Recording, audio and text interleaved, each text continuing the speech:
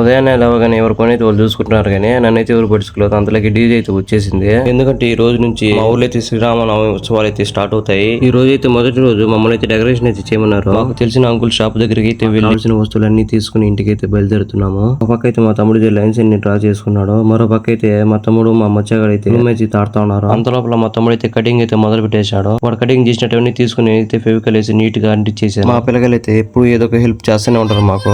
మేము తీసిన ప్రతి వీడియోలో వాళ్ళనే ముందుగానే ప్రిఫర్ చేస్తాము. వాళ్ళు చెప్పకుండా కానీ మా వచ్చి యాక్టింగ్ చేస్తారు. నేను మా తమ్ముడు అయితే కట్లు అయితే నీట్ గా కట్టుకుంటున్నాము. బ్యాక్గ్రౌండ్ ఇంకా ముందు పక్క డిజైన్ అయితే నేనైతే సెట్ చేసుకుంటున్నాను. ఒక పక్క అయితే సుజు అయితే గట్టి కట్టుకుంటున్నాను. మరో పక్క అయితే అయ్యి చల్లగా పనుకొని కబుర్లు అయితే చెప్తా ఉన్నాడు పని చెట్టుకుంటేదానికి. పూలన్నీ తీసుకుని రథం మీద అయితే పెట్టినారు. మా తమ్ముడు అయితే పూలన్నీ తీసుకుని షీట్ పైన అయితే గుచ్చుతా ఉన్నాడు. మేమిద్దరం కూడా గుచ్చడం అయితే స్టార్ట్ చేసినాము. మా తమ్ముడు ముందు పక్క అయితే లైట్ అయితే బిగిస్తా ఉన్నాడు. సగం డెకరేషన్ అయితే కంప్లీట్ అయింది. అదే సమయంలో మా తమ్ముడు అయితే మ్యాచ్ అయితే చూస్తున్నాడు. మ్యాచ్ డెకరేషన్ అని చూస్తున్నాడు. ఎందుకంటే మా తమ్ముడు అయితే ఆర్సీబీ ఫ్యాన్. డెకరేషన్ అయితే కంప్లీట్ అయిపోయింది.